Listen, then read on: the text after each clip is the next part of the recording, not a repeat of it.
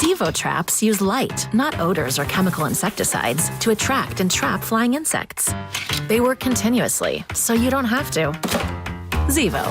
People-friendly, bug-deadly. Red Lobster's Seafood Summer Fest is fire.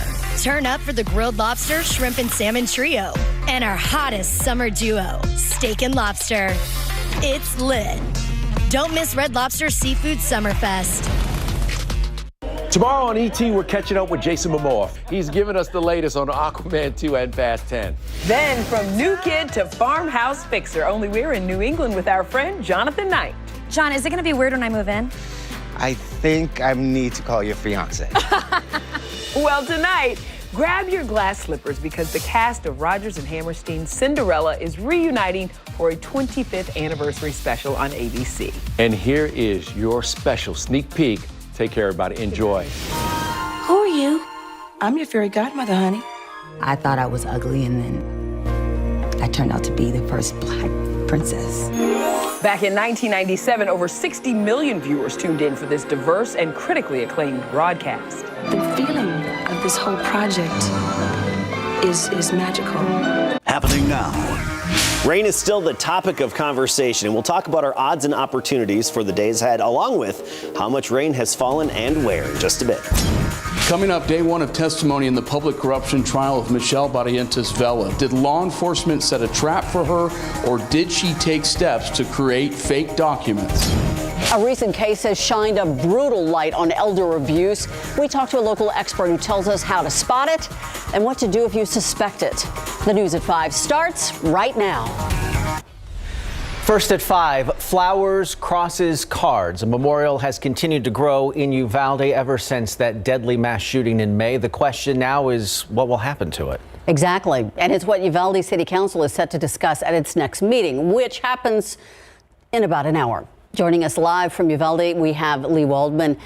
She's been covering this. They're hoping to make a memorial permanent, though, in the downtown plaza area. Exactly. This downtown plaza area, you see it behind me, is where people have been flocking to in order to place memorials for those lives that were taken at Robb Elementary. Now, during that last city council meeting on August 9th, Councilman Chip King brought up discussion on this permanent memorial. He says he has been speaking with families and believes it's time to create a committee composed of family members, community members, council, and staff. This downtown plaza location is important because some of the families I've spoken with say it's still too painful for them to go back to the memorial at Robb Elementary itself.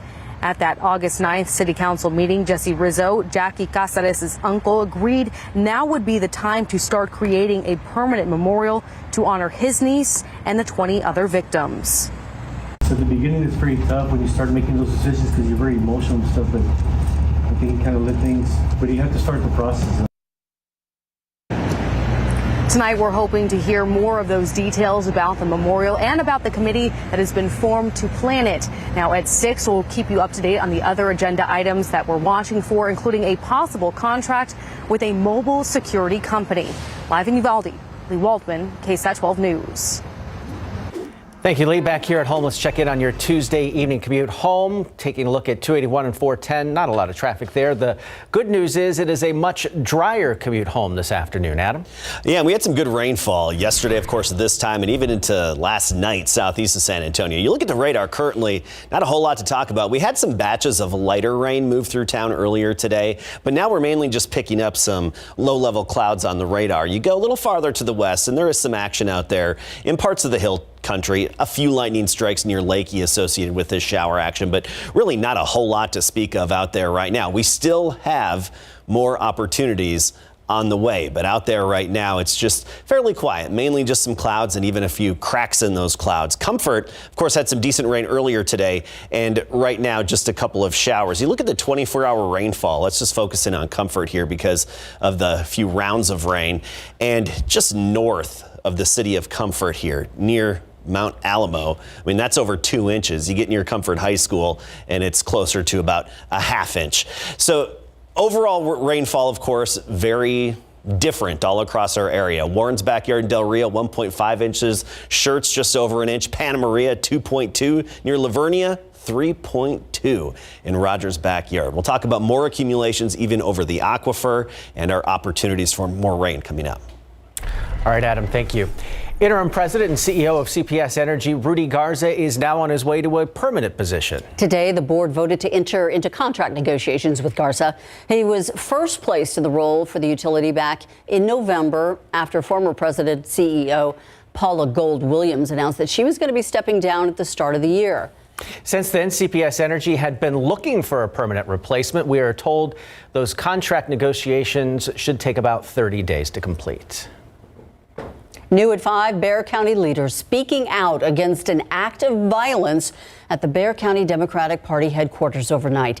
This is on Fredericksburg Road near Donaldson. The Bexar County Sheriff's Office says a window at the storefront was shattered by gunfire. Now, this is the same strip center where District Attorney Joe Gonzalez and Bexar County Judge candidate Peter Sakai have campaign offices. While no one was hurt, the DA says this could have been a targeted attack. We'll hear directly from him coming up tonight on the news at 6. Day 1 of testimony in the public corruption trial of Michelle Barrientos Vela. Today, her attorney said that investigators conspired to get her into trouble after she was accused of shaking down a parkgoer for money on Easter 2019. Dylan Collier live downtown for us this evening as the state begins to reveal its case against the former county leader. And these felony charges against Barrientos Vela, tampering with evidence, center around accusations that she created fake payment logs and then handed over fake records to law enforcement, all while under criminal investigation in the summer of 2019. This trial now underway after more than 2.5 years of delays, and it really represents a narrowed down look at her tumultuous 33 months in office. Today, her attorney, Jason Goss, argued that the prosecutor in the case, Don McCraw, and the lead investigator, Texas Ranger Bradley Freeman, set a trap for the constable, and it came up empty. McCraw, meanwhile, explained to the jury step by step how Barrientos Vela created a false set of security payment logs. She said the constable used different pens to make it look like it was different dates and made it look like it was filled over the course of time. And that's why we're here, not on she stole money, not on she mismanaged money, not on anything that they were trying to get. We're here on a couple of documents. It's possible that dozens of witnesses could be called before this trial is over, although attorneys from both sides are not allowed to speak to the jury about other criminal accusations against Barrientos Vela. The former constable faces up to 10 years in prison if convicted. Reporting live downtown, Dylan Collier, KSAT 12 News. Thank you, Dylan. Now, when it comes to abuse, it may not be at the top of your mind, but a recent case of adult abuse involving a disabled mother and her 3 children is bringing the issue to light. We're talking about Patricia Martinez. She was living in unsanitary conditions last week, and she was found so weakened she didn't survive. Her children are now facing charges. RJ Marquez speaks with Adult Protective Services about the warning signs and how you can report abuse before it's too late. Bexar County has one of the highest rates of elder abuse, neglect, and exploitation cases in Texas. Bexar County receives the second highest number of referrals after Harris County. Ann Cortez with Adult Protective Services says that in 2021, Bexar County had more than 10,000 reports of elder abuse or neglect, more cases than Dallas, Tarrant, and Travis counties. The highest number of reports that we see, not only in Bexar County, but across the state, are self-neglect cases. Cortez says that many of these cases usually begin when a person cannot get to a doctor on their own, care for themselves, or keep up their home. Changes in routine and changes in behavior could be indicators of neglect. Maybe there is unexplained weight loss. Sudden changes in their financial situation is a warning as well. Long lost relative that now all of a sudden has come and taking over the bank accounts and taking over the bill pay, and it's unexplained. In the case of Patricia Martinez, Adult Protective Services reported she was being neglected by her children to Bexar County deputies. And while Cortez cannot comment on an active investigation, she says it's important to always stay vigilant and look out for neighbors. The state has a hotline to report or call about elder abuse or neglect. That number is on your screen right now, and each call is given a priority based on the information that is given by the caller. Now remember, you can make these calls anonymously, and all the information you give remains confidential. RJ Marquez, KSAT 12 News. Nearly every adult woman shares one thing in common, but did you know that all of us women in Texas pay an extra tax for it? Alicia Barrera now on the legislative fight to end the so-called tampon tax and how the governor's support to eliminate it may not matter as much.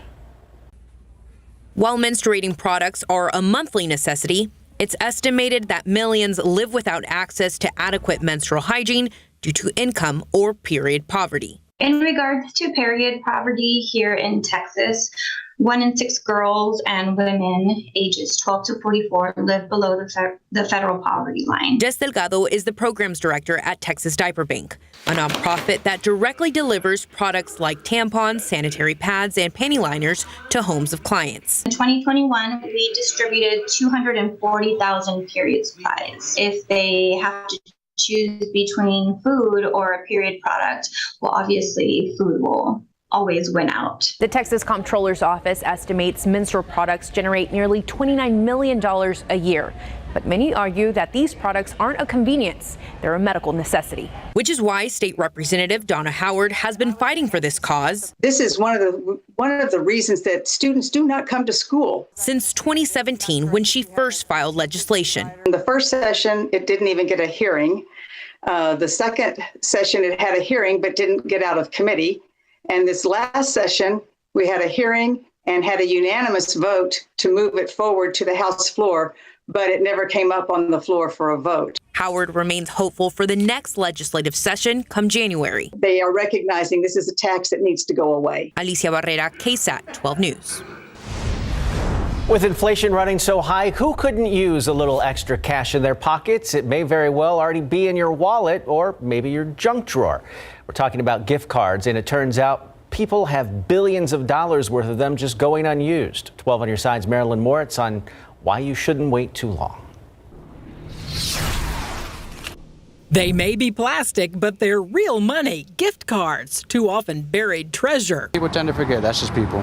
Nearly half of us have at least one gift card or merchandise credit just laying around, unused, according to a survey by creditcards.com. Oh, I believe it. I don't use my gift cards. If anything, I give them to her for her to hold, and if not, I won't use them. I'll lose them. And it's not chump change. It's $175 for each adult who has them. All totaled, about $21 billion. That's billion dollars. Starbucks alone is believed to have about $1 billion of unused gift cards. So that's everybody's homework assignment. Look around, clean out the wallet, the purse, the junk drawer.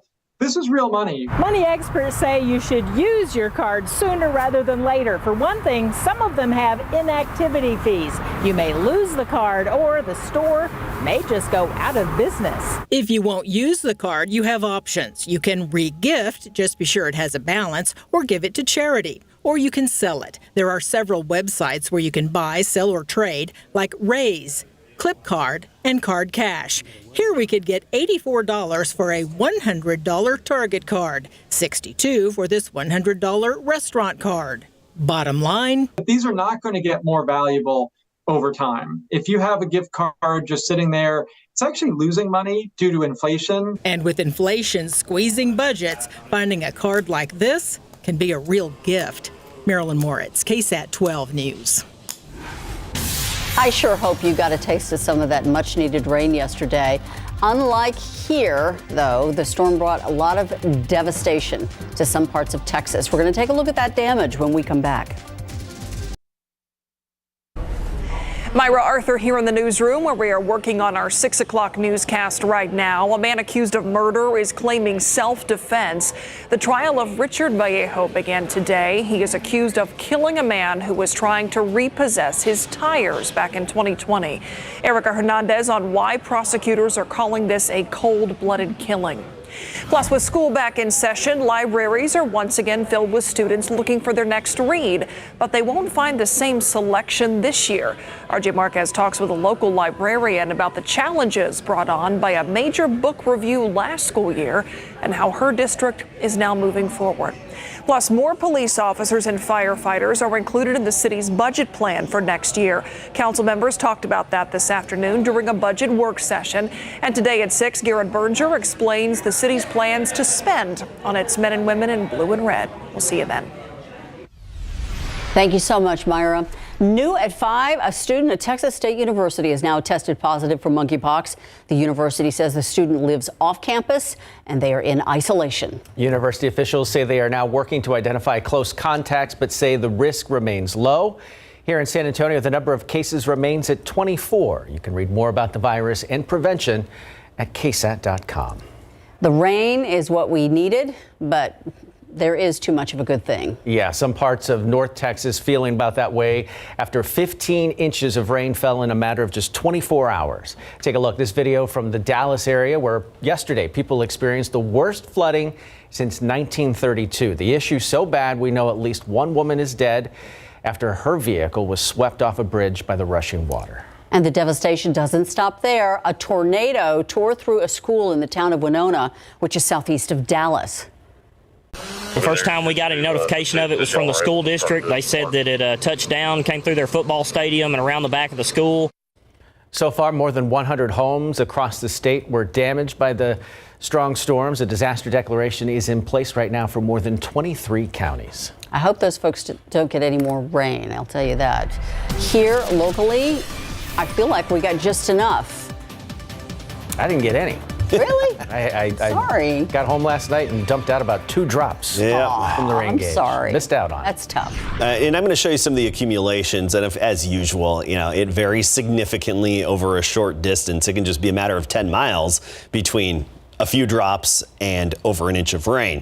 We do have more rain chances ahead, but we trimmed them back a little bit and we don't anticipate as much coverage as what we had yesterday. We think that was our best shot at rainfall was yesterday. And temperatures are going to be staying under 100 degrees. We're still one day away from the all-time record of 100-degree days in a year.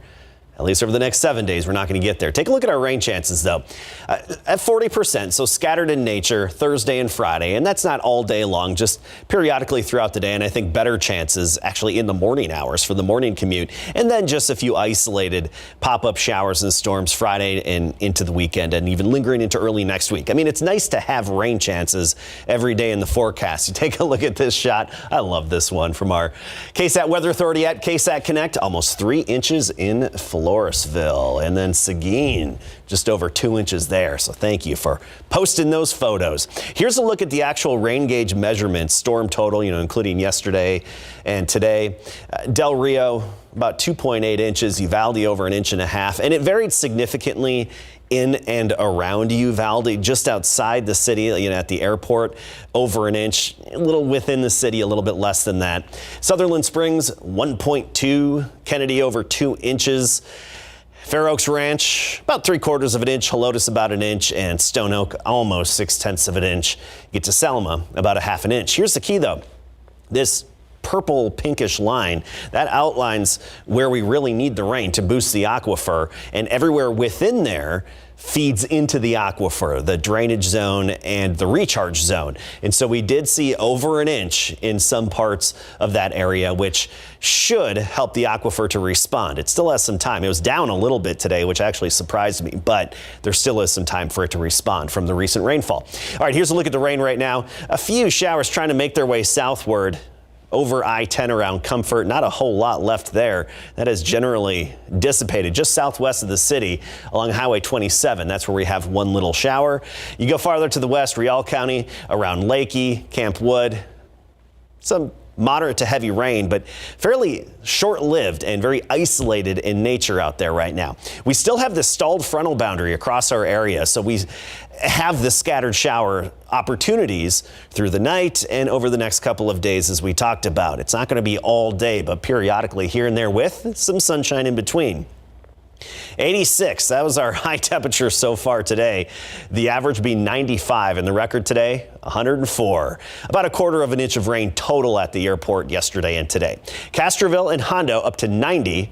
82 in Bulverde, 83 in New Braunfels, Pleasanton 90 degrees, Cotulla up to 94, and Gonzales now at 85. Tomorrow we start the day at 75, and I do think some scattered showers even for the morning commute, just hit or miss in nature through the noon hour, and then more isolated in nature later on in the day. Still upper 80s right near 90 degrees the next couple of days with those scattered hit or miss showers at times. Flooding not as much of a threat, by the way, anymore, and into the weekend back in the 90s. Thank you so much. We're keeping an eye on Saturday. Very important day. It is a very big day. Yeah, time is running out to get those tickets. Greg Simmons is live outside one of those places you can get your tickets. Greg?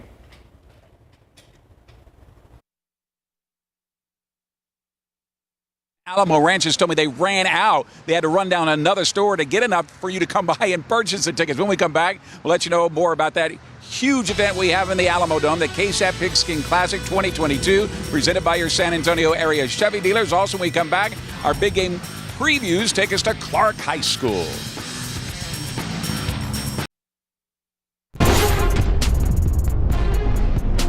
Good afternoon, everybody, and welcome live to Las Palapas and Alamo Ranch, located just down the street from Culebra and 1604 for the final ticket push for the KSAT Pigskin Classic 2022, presented by your San Antonio area Chevy dealers. But first, Camping with KSAT, powered by Davis Law Firm.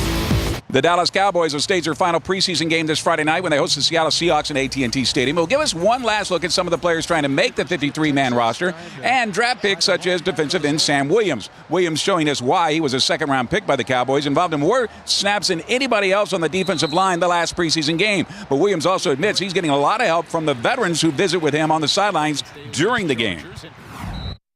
Sometimes they can see things that I can't see in the game, which are like basically like what pass rush to move on certain people. Like in the game, you got a rush plan, but sometimes it don't work. But from the sideline, okay, like he opened up, so go into another move. Like they talk to me during the game. All right, the high school football season officially kicks off this Thursday with 3 games. First full Friday slate is, of course, on Friday, this Friday. And then the big game, the Pigskin Classic, the KSAT Pigskin Classic 2022, presented by your San Antonio area Chevy dealers in the Alamo Dome on Saturday starting at 11:30. Today, our big game coverage previews take us to Clark High School, which is Cougar Country, where head coach J.L. Geis welcomes back 12 starters this season, 7 on offense, 5 on defense, of a team that went 5-5 overall last year, 4-4 in that difficult district 28-6A that includes the Northeast School District teams. The Cougars will be looking to end their playoff drought that is now going on 8 seasons, with quarterback Nick Lee back this year after throwing for 1,444 yards, 10 touchdowns, along with running back Chris Gertz with over 1,000 yards rushing, 12 TDs, and the Cougars secondary, Diego Alexander, returns. We've been here all off season, gotten together, and we've stuck together through it all. And we're ready to hit it hard and attack the season. They understand what it's going to take in that district that we're in, the kind of competitiveness that it's going to take, the kind of battle it's going to take in the preparation. And so we're kind of excited about seeing that come to fruition with these guys in the leadership role. All right, all kicks off on Friday as they travel to Buda Johnson at 7 p.m. And you better get here quick. You only have just a few days left. I would say have a ticket in your hand for this big event, the triple header in the Alamo Dome, the KSAT Pigskin Classic 2022, presented by your San Antonio area Chevy dealers. Are going fast. Back to you guys. Get them while you can. Yeah, cheaper today. All right, we'll be right back. Few hit or miss showers this evening and tonight, but I think generally will be dry. Some expected for the morning commute. Then tomorrow afternoon, we'll make it up right around 90 degrees. 90 in Converse, Seguin 91, Bandera 90 degrees, and Bulverde 87. Same story as we go into Thursday. Still some scattered activity. Flooding not as much of a concern now, and then lesser chances into the weekend. Great forecast. Thank you so much, Adam, and thank you for watching the News at 5 with us. World News is next. We'll see you at 6.